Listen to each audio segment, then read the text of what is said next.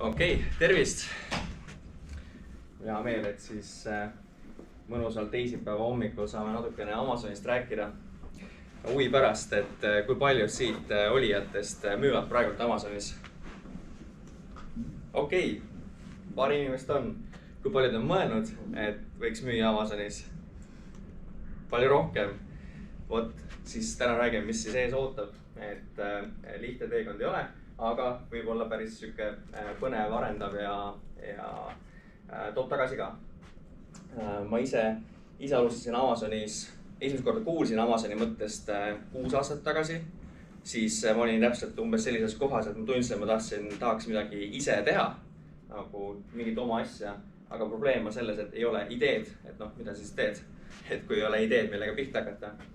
Siuke klassikaline probleem nagu paljudel ettevõtjatel. Ja siis ma kuulsin kuskil podcastist mingi hetk Amazoni kohta ja siis mõtlesin, et see on nagu hea koht, kus harjutada ettevõtlusoskuseid. Et sa ei pea oma nägu näitama, sa ei pea oma nime näitama. Ja kui sa kõik tuksi keerad juhuslikult, siis midagi nagu külge otseselt ei jää. Ja sa saad lihtsalt võtta kaupa Hiinast, viia selle USA-sse, maha müüa ja miljonid tulevad. Vähemalt see oli see lootus alguses, et nii lihtne see ongi. Aga Amazon numbrites tegelikult siuke päris võimas ja suur turg. Et praeguseks on Amazonis 20 aktiivset turgu. Ehk siis USA, Euroopa turud, väga palju avatakse praegult just Lähis-Idas, igast erinevad turuplatse. 300 miljonit aktiivset kasutajat, ehk siis võrdluseks lihtsalt, et see on sama palju kui näiteks Saksamaal, Suurbritannias, Hispaania, Prantsusmaa elanikkond kõik kokku. Et päris suur turg. Käivet 475 miljardit tegi Amazon 2020 aastal. Üle 2,5 miljoni müüja nagu sina või potentsiaalselt sina. Ja siis üle 75 miljoni toote. Et päris suur lai konkurents ka, kuhu sisse minna. Ja tegelikult suur turg, et kes ei tahaks sellest tükki saada. Et tundub ju lihtne, et paned oma tooted ülesse nagu osta.ee-sse ja hakkab pihta. Ja võiks arvata, et see võidukäik nagu jätkub, et Jeff Bezos tegi sellise huvitava kokkuvõtte shareholderitele iga aasta kirjutab kirja, kus ta siis rääkis natukene Amazoni kohta, Amazoni arengu kohta. Ja seal huvitavad sellised faktid, mis sealt tulid, on see, et 28% Amazoni ostudest tehakse 3 minutiga. Ehk siis alates sellest, kui otsing sisse kirjutatakse, kuni ostuni, peaaegu kolmandik ostudest käib nagu naksti ära. 50% ostudest tehakse 15 minuti või vähem, aga ehk siis pooled ostud käivad ainult 15 minutiga. Ja nüüd, kui seda võrdled näiteks tavalise poes käiguga, kus sa siis sõidad kohale, pargid auto, otsid poe riiulite vahel oma need asjad ülesse. Kui on erinevad poed ka veel, näiteks Eestis hea näide on, sul on Prisma või siis Rimi või Selver, siis kõik on natuke erineva asetusega ka, et otsidki taga oma kaupa. Siis uuringute kohaselt võtab umbes keskmine poes käik aega tunni. Ehk siis päris pikk, et võiks arvata, et see võidukäik nagu kasvab ja jätkub sealt edasi, eks ole. Ja sellest tahab tegelikult paljud osa saada, aga see edu loomine seal ei ole niivõrd lihtne. Et iga aasta Marketplace Pulse on siuke hästi huvitav leht, mis teeb kokkuvõtteid online turgude kohta. Et eBay kohta, Amazoni kohta, kogu statistikat ja numbreid ja siis sealt tuleb välja, et iga aasta liidub turule enam kui 700 000 uut müüjat, kes siis nagu on alustajad, aga neist ellu jääb pärast seda aega ainult 10% või vähem. Ja siis edukad on 6,2% ja siis miljon käivet või rohkem aastas on 0,67%. Et siuksed võib-olla natukene hirmutavad numbrid või statistika. Loomulikult, kui ma alustasin Amazoniga, siis nendest numbrites on midagi ei teadnud ja hakkasin siukestest asjadest müüma nagu pH-meetrid, et nendest natuke lähemalt ka. Kohe kiirelt endast, kes minu kohta ei tea, müünud 5,5 aastat. Oleme käivete poolest top Amazoni müüjate seas, müünud 100 erinevat toodet, alates siis vitamiinidest kuni aiamajadeni välja, et natukene kogemust on, mida me teeme. Tegime 2020 endale plus klientidele üle 10 miljoni käivet ja parim klient jõudis 0,5 miljonise kuukäibeni 3,5 aastaga. Ehk siis üks ettevõte, keda me aitasime, Eesti ettevõtte, minna siis välisturule. Aga ma alustasin sihukest asja nagu pH-meeter, et kes teab, mis see on? 1, 2, 3, 4 inimest, mis see on? Mõõdad vee pH taset. Täpselt, mõõdad vee pH taset. Mul hea meel, et üks sõber Ranol on siin ka publikus, et Rano oli üks nendest inimestest, et kui ma alustasin, ma ei teadnud, mis see pH-meeter on, meil kunagi kuulnudki sellisest asjast, mis see üldse on sihukene. Lihtsalt ainus asi, mis ma vaatasin, oli see, et Amazon analüütika näitas, et okei, et selles turus on palju käivet ja konkurents on nõrk. Ehk siis konkurents oli kollased pH-meetrid ja punased pH-meetrid ja mina mõtlesin, okei, ma teen rohelise.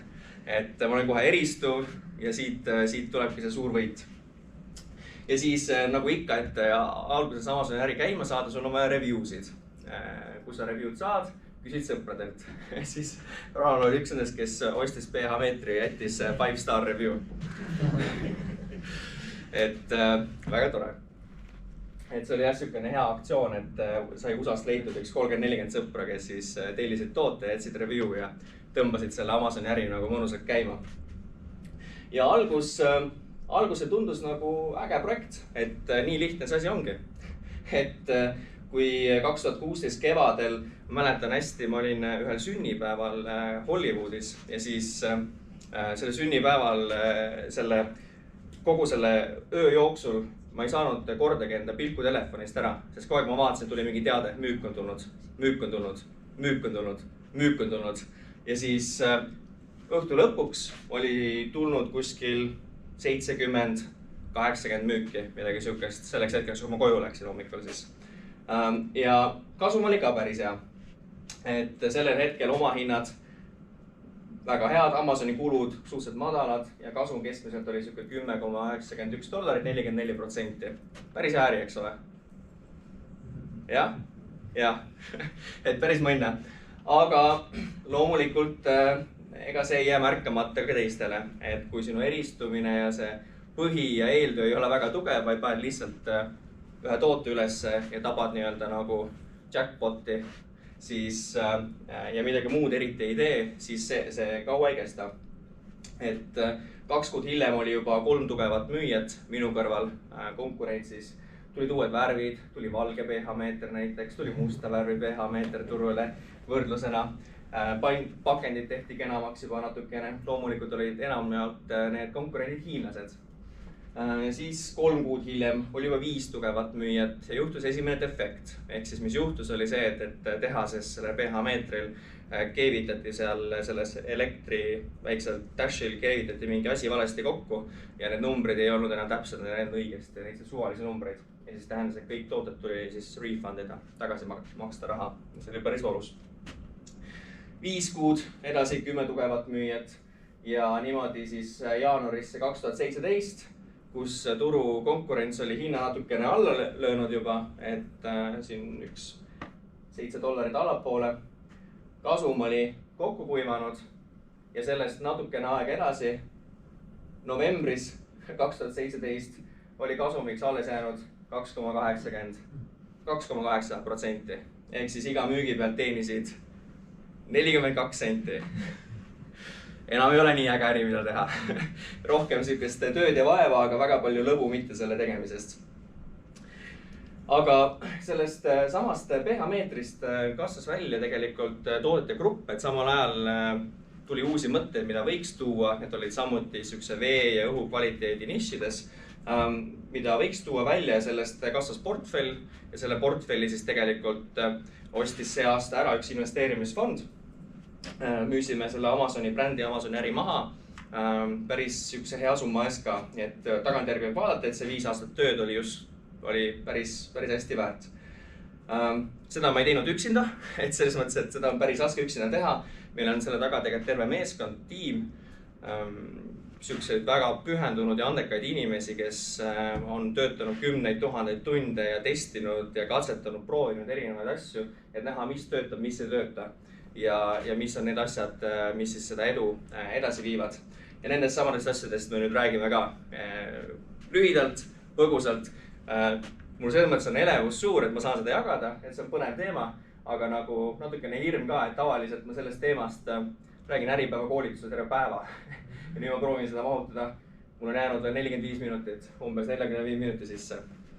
Teha selgeks, kuidas Amazonis hästi müüa saab. Aga vaatame siis.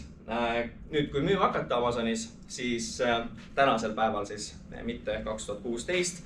2016, olen aus, oli see oluliselt lihtsam, kui see täna on. Aga kui täna uuesti minna ja teha, siis esimene samm on õige toote ja turu valimine. Vaatasime alguses oli 20+ erinevat turgu, kuhu minna. See on tegelikult huvitav statistika näitab, et kõige suurem turg on USA, siis on Jaapan, Saksamaa, UK ja nii edasi.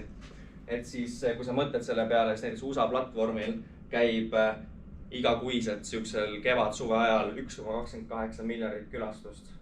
Päris palju, päris sihuke ahvatlev turg, eks ole.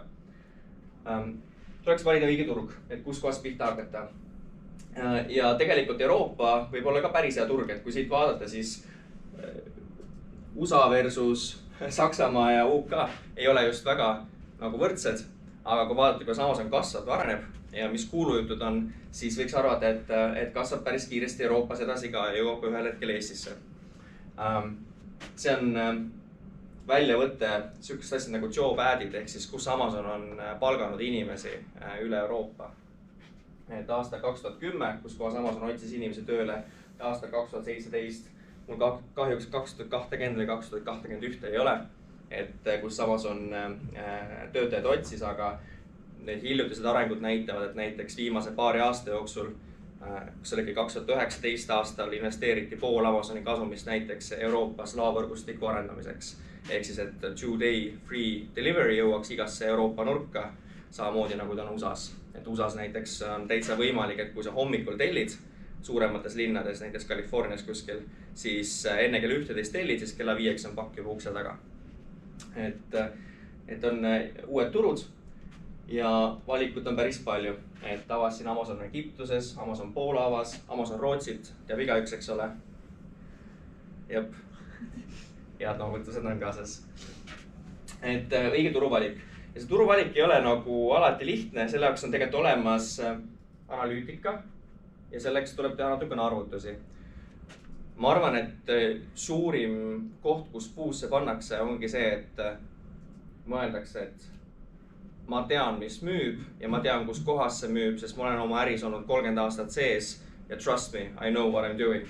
See on siuke kõige klassikalisem viis, kuidas endale jalga lasta. Siuke hea näide ühest kliendist, kellega me turule läksime mõni aasta tagasi, et nemad tahtsid hullult minna Suurbritanniasse. Ja kui me vaatasime turgu, siis UK klient on siukene hästi hinnatundlik, et Suurbritannia klient otsib odavat hinda, vahet ei ole, kas toode on crap, peaasi, et oleks odav. Saksa klient seest otsib rohkem sellist kvaliteetsemat toodet, paremat toodet ja sellest lähtuvalt ka siis turu-uuring näitas, et põhimõtteliselt sama tootegrupi tooteid müües UK-s me peaksime müüma kõige odavamat toodet. Käive oleks hea, 72 006 teha käivet on peaaegu miljon äri juba ühe toote pealt. Aga marginaalid on miinuses on. Versus Saksamaal saab võtta selle sama tootegrupi keskpärase toote. Ehk siis ütleme, et sul on nagu odav otsatoode, keskpärane kallim toode on sama funktsiooniga ja saab 28% kasumit teenida. Ehk siis hästi oluline selle turu-uuringuga täkke panna. Lihtsalt võrdluseks, et turu-uuring ei ole see, muuseas, kes on kuulnud nendest Amazoni tööriistadest nagu Helium 10? See on kas ka, okei, umbes kolmandik. Et turu-uuring ei ole see, kui sa vajutad analüütika lahti korraks ja vaatad, et numbrid on sellised, kasum on selline ja pool tundi on tehtud. Et keskmine turu-uuring meile omal tiimis võtab kuskil 20–30 tundi ühe toote peale, ühe niši peale. Ehk siis me vaatame nagu igat nurka, kuidas on võimalik turule minna ja kus kohtades tekivad need väiksed võidud, kus siis on võimalik edukaks saada. Teine asi, mida turule minnes tasub silmas pidada, et kui su toode on liiga innovaatiline, liiga uus, siis ta Amazon ei sobi. Amazon on nagu siuke Selver või Rimi mõnes mõttes, et tavakaup, et kui on liiga premium asjad, ei sobi, kui liiga uuenduslikud asjad ei sobi, selle jaoks on Kickstarter, Indiegogo. Aga kõik, mis on mainstream, mida inimesed oskavad otsida, see läheb hästi. Teine, siis müügialus. Hea toode ja eristuvus. Ehk siis sul on vaja 4,3 tärni review score'i või paremat, et sul üldse mingit šanssi Amazonis oleks. Ja kõik, tegelikult enamus Amazoni töös käibki selle review score'i saavutamise ümber. Sul ei ole mõtet müüa, kui su toode on objektiivselt kehvem kui sinu konkurentidel. Et see võib kõlada nagu okei, et see on väga arusaadav, see on nagu väga basic Mihkel, aga ma olen tänaseks teinud, ma arvan, kuskil 150 kuni 200 konsultatsiooni Eesti ettevõtetele, erinevatele ettevõtetele siis, ja sa imestaksid, kui palju tahetakse müüa umbes mingeid suvalisi Eestis tehtud kruviseid, mutreid, juhtmeid, asju, kui Hiinast tulevad täpselt samad või paremad asjad odavama hinna eest. Nii et seda teha ei saa. Samuti ei saa väga palju kallimat toodet müüa, isegi kui su toode on parem kui su konkurentidel, siis samuti liiga palju sa ei saa hinda üles kruvida, sest Amazoni klient on suhteliselt hinnatundlik ja siuksed asjad nagu branding, Skandinaavia stiilis pakend, siuke minimalism. Et Eesti on nagu hästi äge selles mõttes, et meil on väga kõva disainioskus ja IT-oskus, aga see disain, kui sa teed hea brandingu või hea disaini, siis sa saad turu keskmisest võib-olla 20–30% kõrgemat hinda küsida. See on lihtsalt subjektiivne kuskil 100+ erineva tootemüügi pealt. Et kui sul on nagu ülikikkäes bränd, siis natuke saab rohkem küsida, aga mitte liiga palju.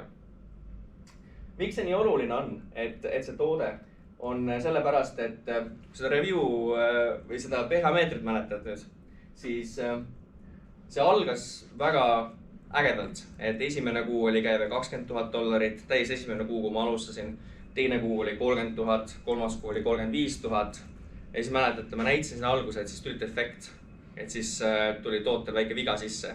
See oli kõikidel toodetel siis, jah? Kogu partiil nagu? Kogu partiil põhimõtteliselt, no mingi 90–95% läks refund imisele. Et selles mõttes siuke umbes $18,000 oli see kahjum sellest efektist. No, kui hiinlastega suhtled, siis hiinlased loomulikult lubavad kõik, aga siis kui ütled, et need tooted on defektsed, et kas te maksate raha tagasi, siis seda nad loomulikult ei tee. Et siis nad ütlevad, et we'll do better next time. See kõik klassikaline. Aga kui oli see 5 tärni review score, 75–80 tükki läks iga päev välja. Ja see on hästi hea, sest 4,8 annab on visuaalselt sulle 5 tärni ja siis on äri väga ilus ja hea. Et siin selles 38-st on ju piltlikult, see ei ole selle sama toote kohta, aga piltlikult selles 38-st oli, ma arvan, umbes 30 oli mu sõprade toodud review'd. et see, mis selle äri käima tõmbas. Aga siis, kui su review score kukub ainult 0,1 punkti võrra, ehk siis 4,8 pealt kukkus mu review score 4,7 peale, kui see defekt hakkas välja tulema. Siis mis juhtus oli see, et iga päev sisuliselt müük kukkus üleöö 75 pealt 25 peale. 3-kordne kukkumine sellest 0,1 väiksest review erinevusest. Ja nüüd, mis te arvate, mis juhtus siis, kui see kukkus 4,2 peale, see score?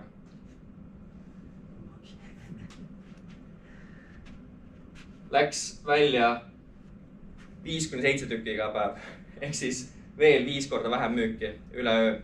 Ja nüüd, kui see review score kukkus lõpuks 3,7 peale, siis läks 1 või 2 tükki päevas neid välja, mitte päevas, nädalas neid välja. Ja kui sul on laovaru kuskil 5 või 10 000, siis sa võid arvutada, et see on päris pikk aeg, kuni sellest laovarust lahti saad. Ehk siis kõik see mäng käib selle review score'i ümber, selle parendamise ümber. Ja selleks meil on tegelikult endal meeskonnas ka täiesti tootearendajad, kes tegelevad igapäevaselt sellega, et kuidas ma ütlen, kliendi rahulolu Amazonis on niivõrd oluline, et kui sinu toode on nii-öelda piltlikult öeldes 82% on kliendi rahulolu sinu tootega versus 87%, et see on 5% vahe, siis see vahe võib olla 5 või 10 korda müük. Ja kuidas seda 0,1 review score'i taga ajada, et kuidas seda väikest edge'i taga ajada, mille ümber see kõik käib, on see, et sa pead tundma oma klienti ja sa pead ülihästi tundma oma konkurentsi.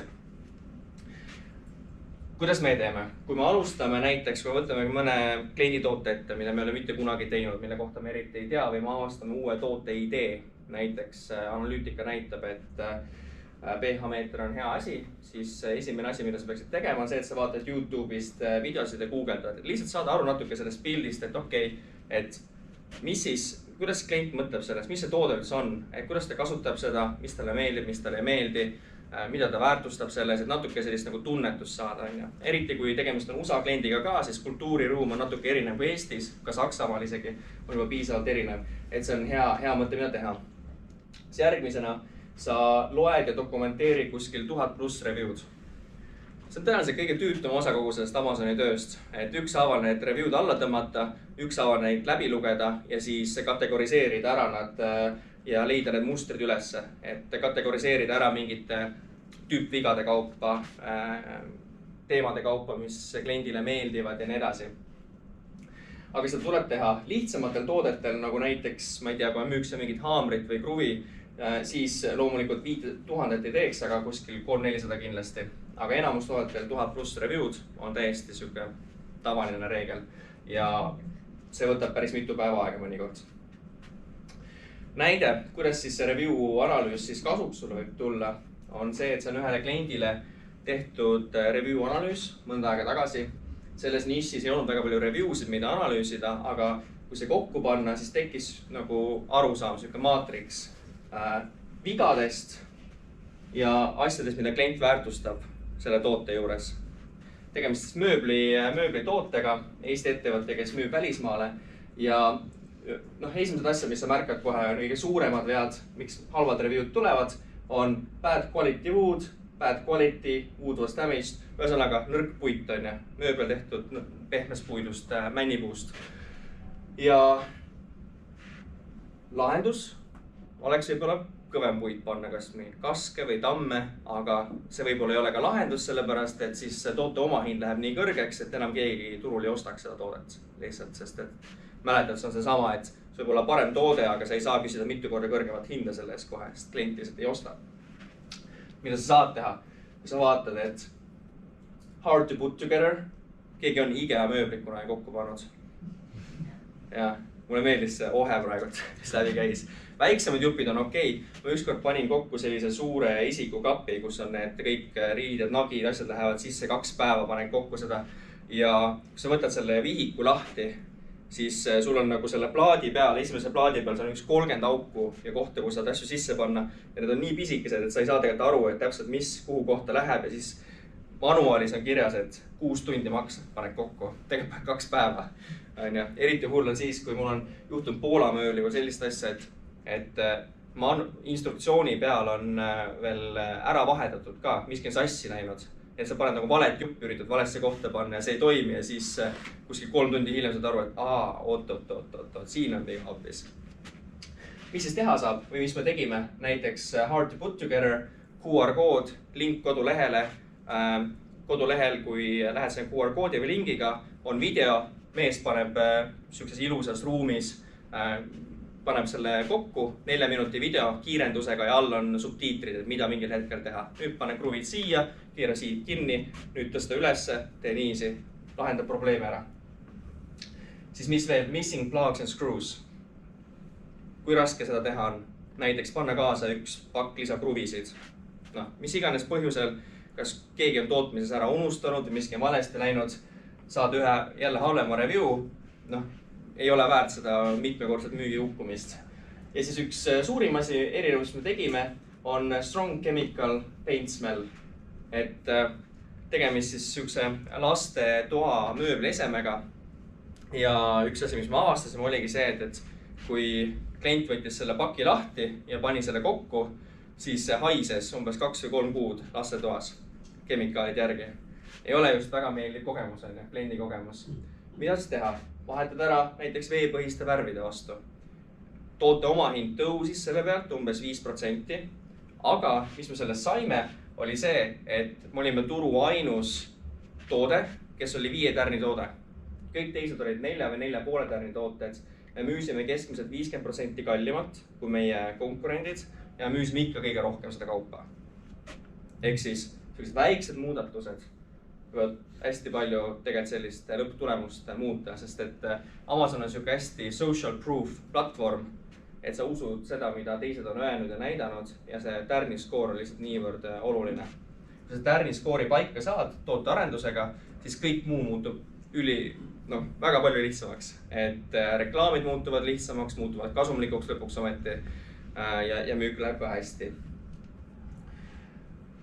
Ja siis viimane siuke bonus tipp, kes on võib-olla siuke kogenud müüjasid või kogenud tegija, kes kuulab võib-olla laivis ka kaasa, on, et sa võrdlema parimaid ideid ja parimaid väärtus value proposition eid kas Bigfoos või SurveyMonkey's. Siuksed online questionnaire tööriistad, kus sa saad visata küsimustikku üles mõnesajale inimesele oma sihtrühmast. Neile makstakse raha, et nad vastaksid küsimustikele. Ja siis selle pealt sa saad võrrelda ennast näiteks konkurentide vastu.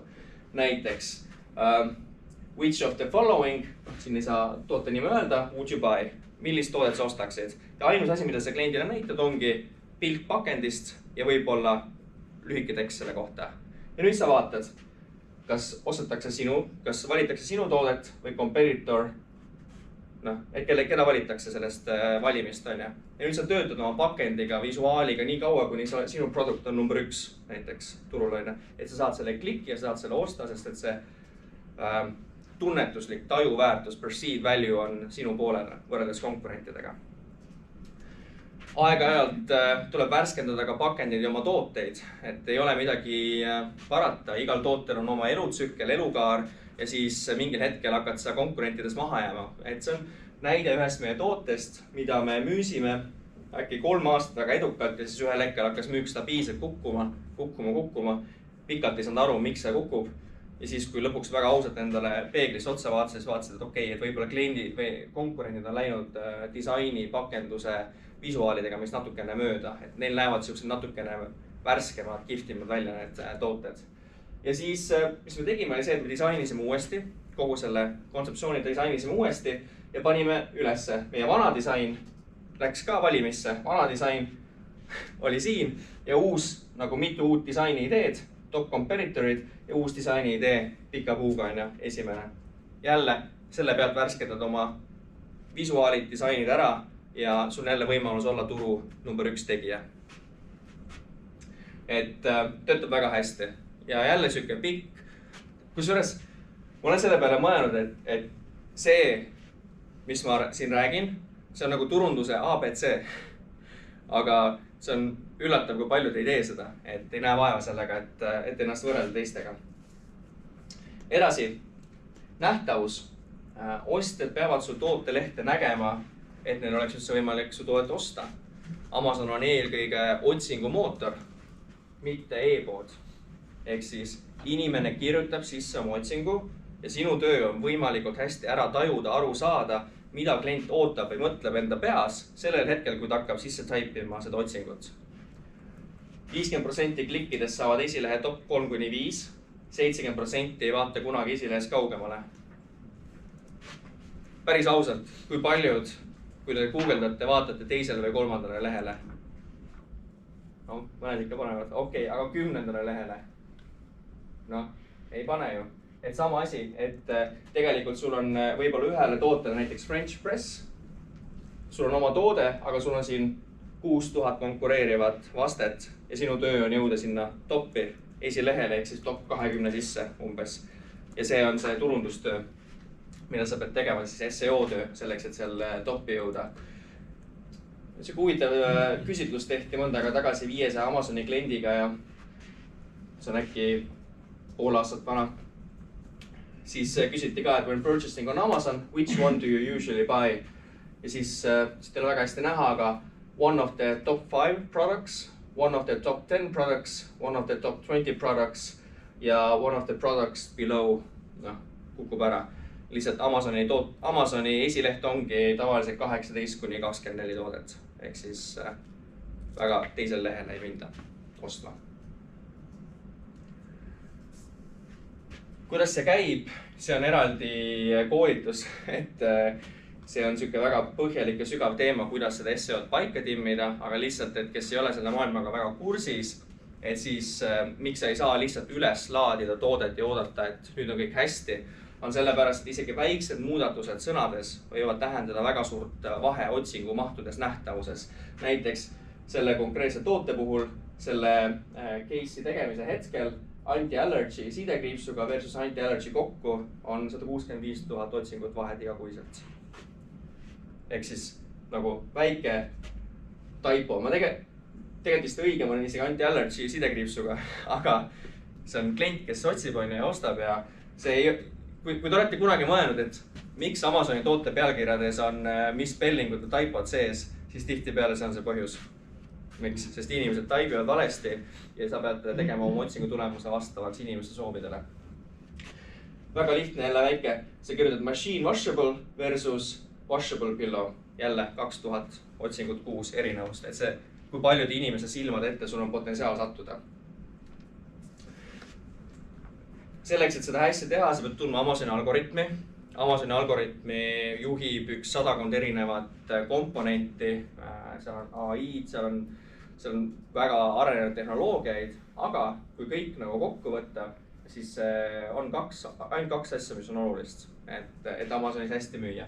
Esiteks on sales velocity ehk läbimüük ajaühikus. Ehk siis Amazon vaatab ka seda, et see, mis müüb hästi, tõenäoliselt läheb ka tulevikus klientidele peale. Ja teine, conversion rate, ehk siis kui palju klientidest, kes sinu tootelehele satuvad, päriselt ostavad. Seda sa ei saa alguses eriti mõjutada, sest kui sa tuled turule, siis sul on 0. Sa ei ole müüki teinud. Sinu konkurendid, kes on tantsupõrandal olnud aastaid, teevad on 10 000 müüke. Aga konversioonimäära saad väga hästi mõjutada.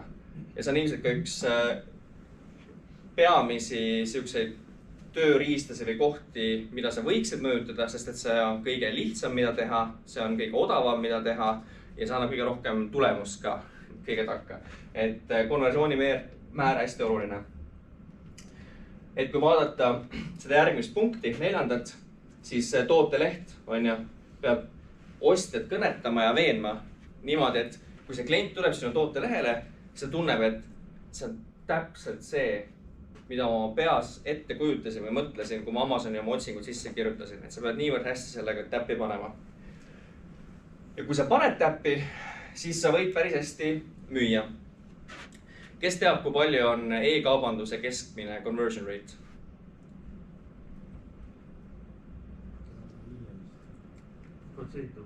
Protsent, jah? Jah, et kuskil 2-3 on, jah? 2-3%, et Meril on pikalt töötanud Google Adsidega, juhtinud väga suuri kontosid, et kogemus olemas, et keskmiselt 2-3% kõikidest tootelehele tulijatest e-kaubanduses ostab su toote. See on siis nagu siuke broad stroke, on ju. Amazonis on see keskmine 10%.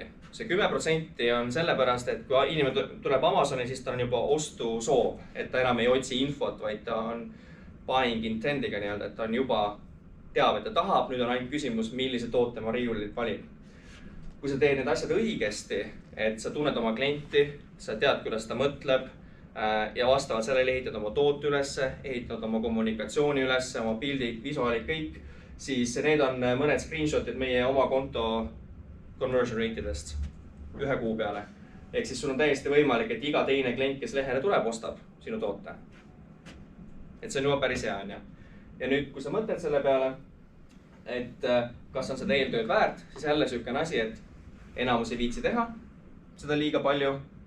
Aga kui viitsid ja viitsid tõeliselt nagu süvitsi minna, et õppida oma klienti tundma nagu iseennast tunned näiteks, siis võib väga hästi kasuks mängida.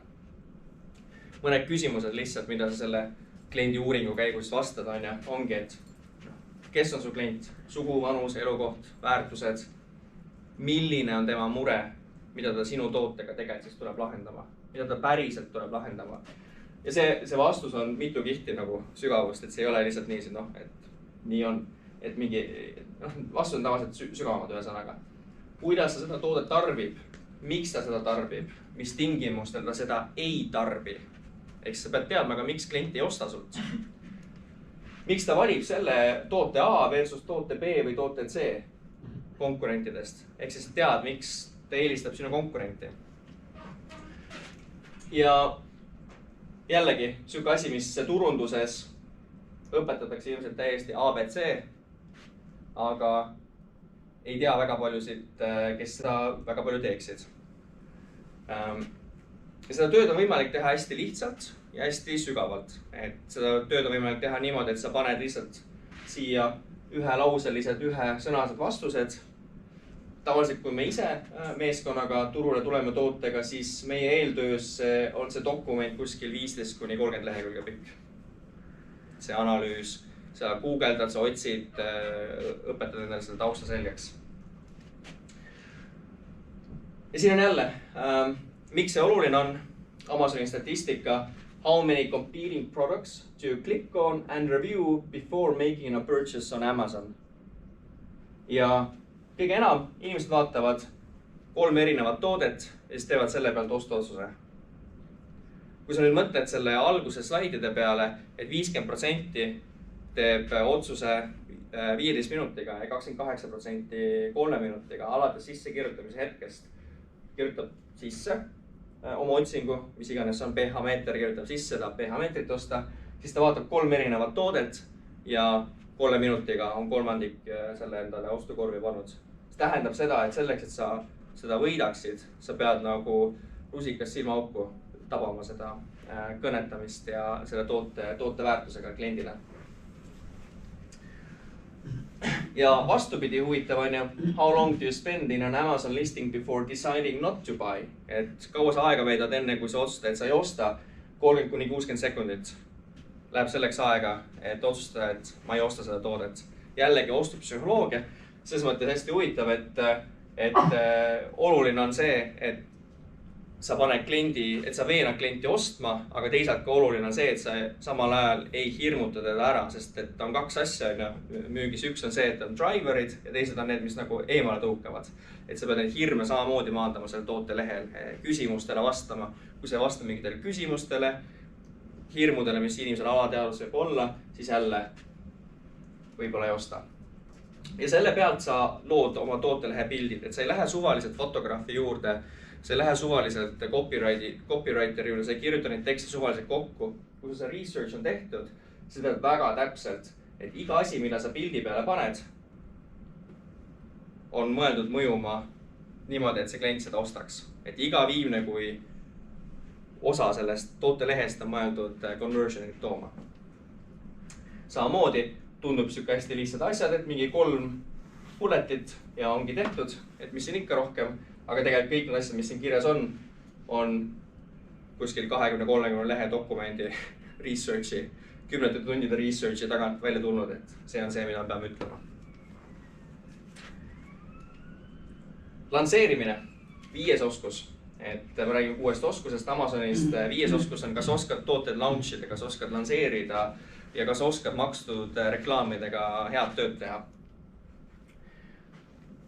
See on jällegi sükene teema, et võiks rääkida sellest kohe mitu päeva, sellest ongi mitu päevaseid koolitusi. Aga hästi lühidalt seda kokkuvõttes, sa alustad lanseerimist alles siis, kui su tooteleht on lõpuni hästi optimeeritud. See on natukene selles mõttes justkui vastuoluline, et meile turunduses promotakse hästi palju seda ja ettevõtluses ka, et fail fast. Pane tooted ülesse ja vaata, mis saab ja hakka siis parandama, kui tulemused tulevad. Amazonis see ei tööta niipidi. Amazon on see, et kui sa lähed fail fast ima ja sa paned lihtsalt tootelehe ülesse, siis sa ei saagi sealt mitte midagi. Et kui su müük tuleb niimoodi tänasel päeval, vähemalt 2021, 2022, siis see tuleb läbi õnne. Aga sa pead välja minema juba väga hästi tehtud tootelehega, siis sa langetad hinda kuskil 5% marginaali peale, mõnikord 0, mõnikord natukene kahjumit. Kogud esimesed review'd, kas siis mõnikord sõprade abiga, väga palju tasu teha, et võib kontost ilma jääda, et seal on ka omad ohud. Siis Amazon Wine programm on selline programm, kus saab kuni 30 review'd Amazoni enda poolt oma tootetestijatelt. Ja siis siit maksud reklaamidega täpselt neid olulisi märksõnasi, kus sul on kõige suurem tõenäosus konkurente võita. Ja see protsess võtab kuskil 1,5 kuni 3 kuud aega, kuni sa oma esimesi tulemusi näed, kui sa saad öelda, et kas see õnnestus või see ebaõnnestus, see kõik see eeltöö. Ja siis selgubki, et kui hästi turg sinu toote vastu võtab, kui head tööd tegid oma turu-uuringuga, ehk siis kas sa valisid selle õige toote ja õige turu konkurentsi seast välja, et kas sa panid sellega täppi, kui hästi sa tegid oma tootelehe, kas see eeltöö kliendi vajaduste, kliendi mõtlemise kohta oli piisavalt hea ja sügav, et panna klienti ostma.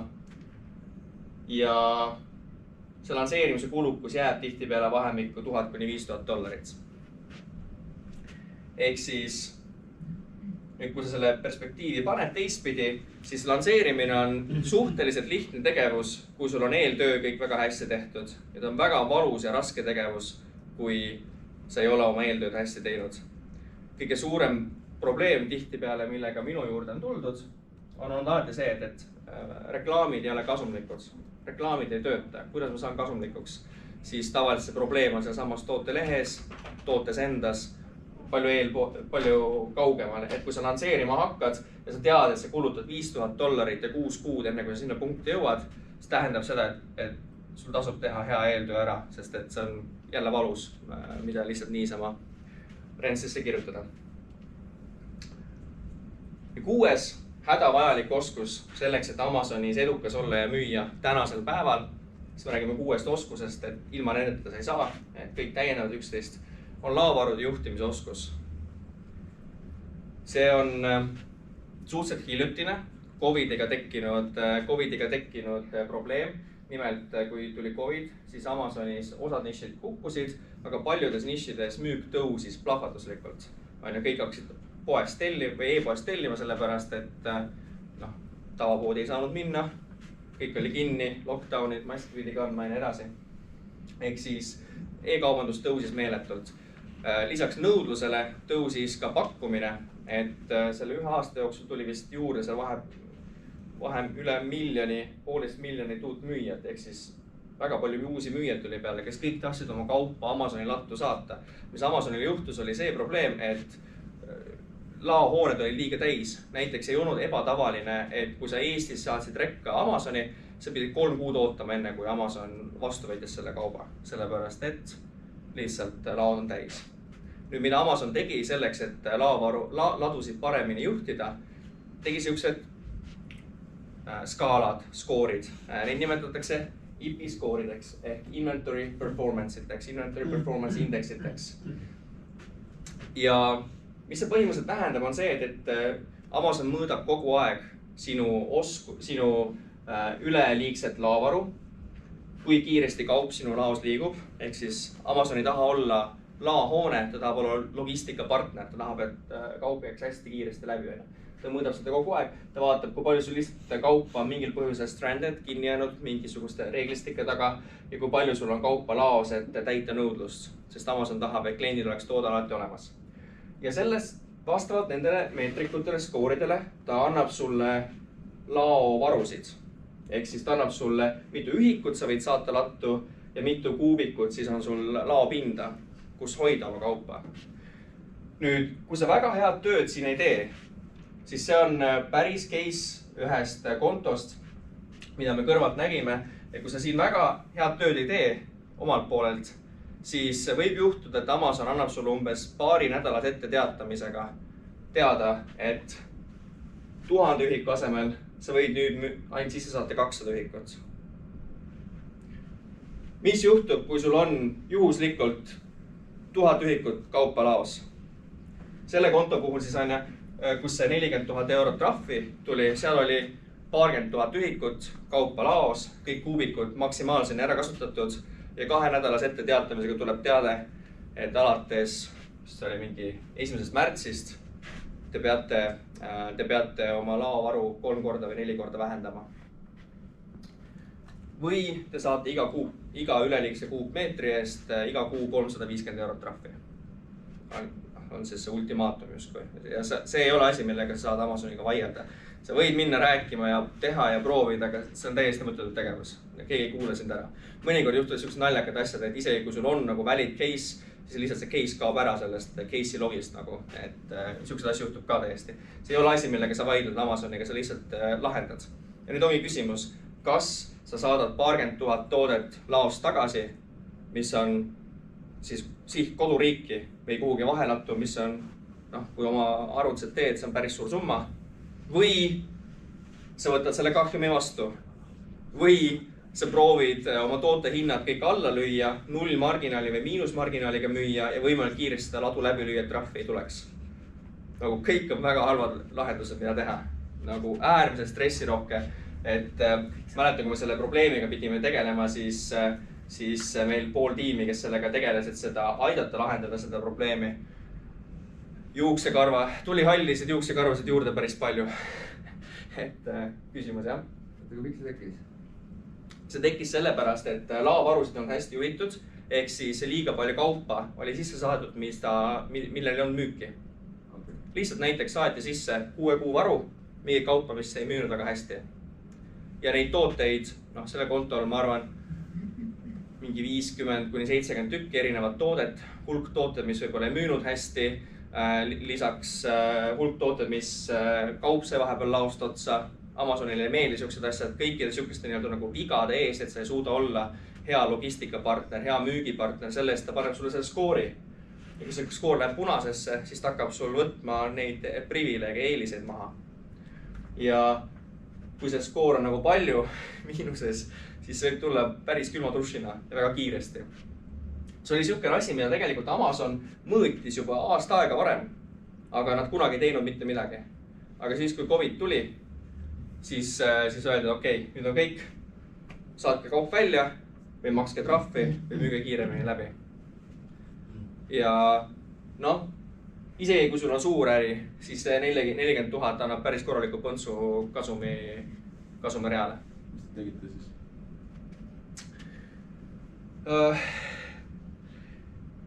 See oli alguses tegelikult palju suurem number.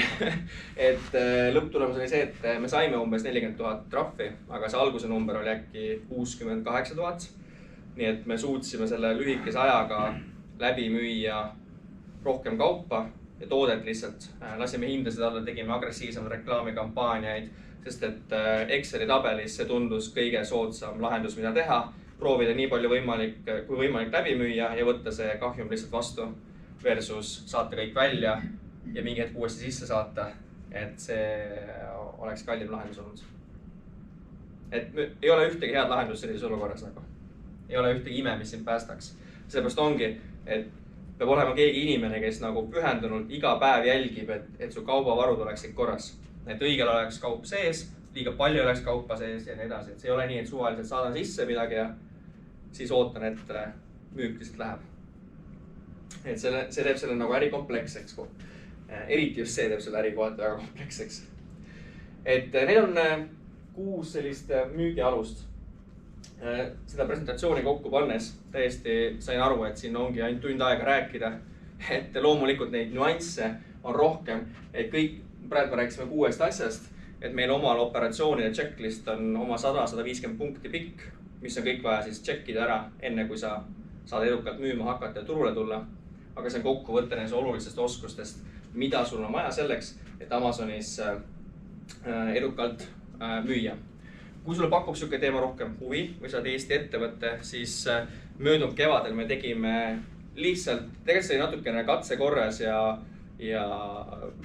siuke pool huviprojekt. Tegime beta programmi 3 kuuse Amazoni Eesti ettevõtetele Amazonis müügiks. See oli 3-kuune süvakoolitus, 15 Eesti ettevõtted ja kuna selle tagasiside oli ülikõrge ja tulemused väga head, siis nüüd me otsustasime, teeme seda uuesti lihtsalt videokoolitusena. Nii et sul on võimalik, kui see teema kõnetab, sul on omad tooted olemas, seda Eesti ettevõtte ka, siis võib ühendust võtta, et see on 3-kuune programm. Kõik, mida me seal räägime ja teeme, on see, mida me ise teeme igapäevaselt Amazoni sees ja oleme teinud 100 toodete pealt. Üle 200 akadeemilise tunni materjali, iga nädalased Q&A kõned, kus sa saad tagasisidet otse spetsialistidelt, et näiteks mina isiklikult enam ei tea kõige kohta Amazonis. See valdkond on lihtsalt niivõrd lai, et meil ongi erinevad inimesed, kes vastutavad erinevate valdkondades, näiteks Katriin vastutab disainide, creative'i selle poole eest, Meril on reklaamide peal ja sul on võimalus saada iga nädalaselt kas tagasisidet oma töödele, oma kontole, tegevustele, just nendelt inimestelt, kes on selle asja sees väga sügavalt ja oskavad sul tagasisidet anda. Tugigrupp on Facebookis, et kui tekivad probleemid, Markusel tekkis probleem, et help, et tooted lähevad autostokki, laborati juhtimine.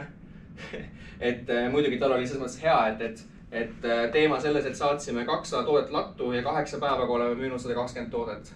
Ehk siis mõnes mõttes hea probleem, teiselt poolt nagu halb probleem, et kaup saab otsa.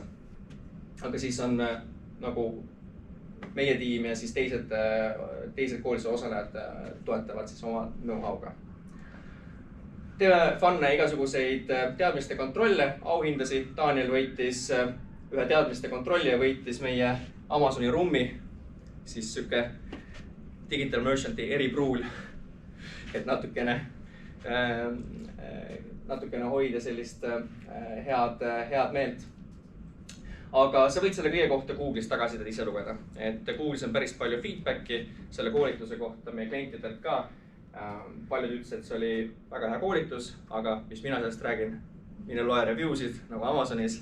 Ja kui see teema ilmselt kõnetab, siis kirjuta, teeme konsultatsiooni kõne, 60 minutit. Ja kui sinu tooted sobivad, siis sul on võimalus osaleda. Ja kui me vaatame, et su tootel ei ole näiteks üldse käivet või nõudlust turul või et su konkurents on siuke, millest sa mitte kunagi jagu ei saa, et sa peaksid panema sinna 200 000 eurot alla, et üldse jalgukse vahel saada, siis ma ütlen sulle seda ka. Et sa ei hakkaks niisama tühja aega raiskama. Ja siis läbid programmi omas tempos. Nii, aga minu poolt kõik. Küsimusi? Ja, mitu küsimust. Mulle küsida, et kas see reklaamikampaaniad asjad, et kas te teete ainult Amazonis või siis on see kombineeritud igasuguste Google ja Facebooki ja nende asjadega ja Ja vastus on see, et praegu teeme ainult Amazonis, aga hakkame katsetama Google'iga. Ja Facebookiga. Et sellepärast ongi meeskond hea ja oluline, et sa ise ei jõua kõike katsetada teha. Et me praegu ka, et mida me nüüd peale Exitit tegime, on see, et me jäänud niisama puhkama, et nüüd koolitame ja räägime teistele, kuidas seda äri teha, aga ise ei tee, et me tegelikult toome ise uusi brände turule.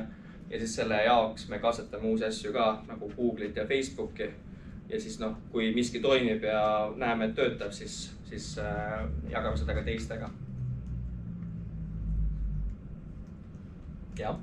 Jäi kõrvu see teie EH mõõtja, et hiinlased ja nii edasi. Et kui väga palju müüakse Hiina kaupa, aga kui hiinlased raha tagasi ei võta või toodet tagasi ei võta, raha tagasi ei maksa, mismoodi siis või kuidas siis peab kogu aeg olema selline rahavaru, et maksad ka oma taskust tagasi või kuidas. Peaksid ju ka neid reegleid, e-kaubanduse reegleid täitma. Ja, aga selles ongi probleem, et need reeglid nagu on paberil kirjas, aga need ei kehti selle siis, kui nagu asi hapuks läheb tegelikult. Et kui on sul väikses, räägime, mida teha, kui on juhtunud ja räägime ennetusest. Et mida teha, kui on juhtunud siuke jama, siis sul on võimalik oma tootjaga läbi rääkida, kui sul on loodetavasti pikaajaline suhe. Et mida tihti tehakse see, et antakse sulle tasuta ühikuid nagu kompensatsiooniks, et nad raha tagasi ei maksa, aga üle järgmise 2 aasta nad annavad sulle iga kuu näiteks 200 ühikut rohkem tasuta kaupa peale. See ei ole ideaalne lahendus, sest võib-olla 2 aasta pärast sa ei müü seda toodet enam, aga see on üks võimalus. Ennetus on kõige parem ehk inspektsioon. Miks defekt juhtus oli see, et 3 korda oli sellest samast tehasest tulnud kaup välja, mitte ühtegi probleemi. Ja siis mõtlesid, et ei ole enam mõtet inspektsiooni peale saata. Ehk siis inspektsioon on sul võimalik tellida näiteks Hiinas, et sa maksad sellistele agentuuridele, kes siis saadavad oma mehikesed kohale ja nad kontrollivad vastavalt sinu ette kirjutatud juhistele siis erinevaid neid külgi sellest, vaatavad välimust, testivad toodet ennast ja ütlevad sulle, kas need tooted on korras ja mitte. Aga me ei teinud seda ja sellel ühe korra, kui me ei teinud, tuli väga valus pauk. Üks küsimus veel, et mis küll teie tiim ilmselt ei puuduta, aga algajaid müüjad. Värske kogemus eBay'ga. Et alustasin seal müüki ja proovisin alustada ja järsku sain eluaegse keelu. Ma mitte midagi valesti tein. Ma olen korralik inimene, ma tean IT-st, ma tean autoriõigustest ja ei seletata ka ja lahti ei saa. Et kuidas selliseid asju vältida või mis on põhjused, et Amazonis on, ma hakkasin siis Google, vaatasin Amazonis on täpselt sama asi. Ja inimesed on hädas, paljud inimesed on hädas. Ja siuksed probleemid tekivad, see on hästi tüütu, nad tekivad siis pisiasjadest, et näiteks kui sa lood Amazoni konto ja sa paned sinna sisse oma ettevõtte aadressi, näiteks ütleme, et see on ütleme, et see on, ma ei tea, Viru väljak, on tegelikult see aadress Viru väljak 2, aga sinul on näiteks pangadokumendi peal Viru 2 või Tartu maantee 2 versus Tartu MNT 2, nagu sellised ülipisikesed asjad. Need võivad, kes iganes seal Amazoni teisutus kontrollib, vaatab peale, ei ühti, dokumenti ühti, konto ühti sellega kinni ja korras. Seda võib juhtuda, tean isegi on tuttavaid, kellel on juhtunud.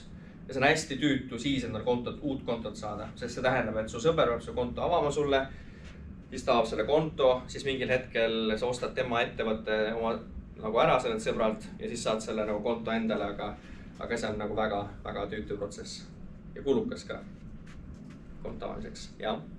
Enamus ma saan aru, on seal ikkagi tööstuskaupade müük, aga kuidas seal on näiteks toidukaupade müügiga?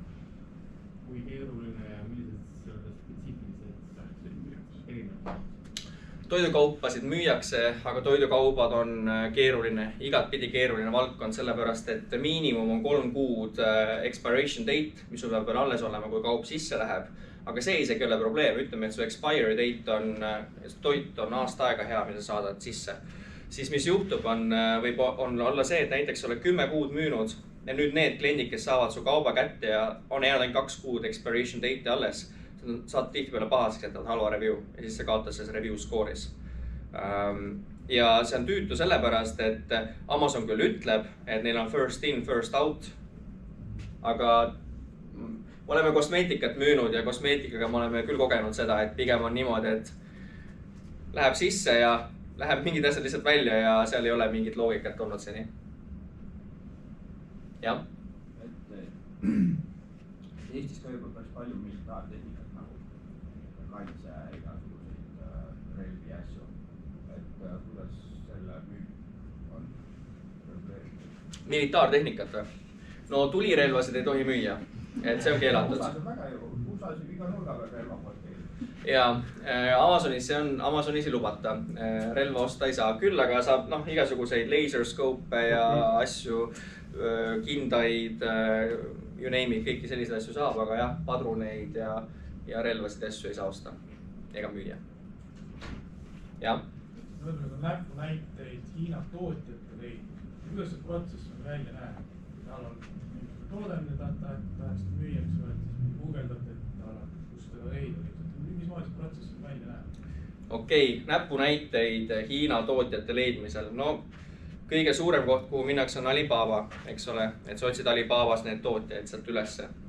Et kui ma päris aus olen sellega, siis ma ise selle poolega ei ole enam tegelenud, ma arvan, 2,5 aastat, et meil on omad inimesed tiimis, kes need tootjad välja otsivad, aga nad alustavad alati Alibabast.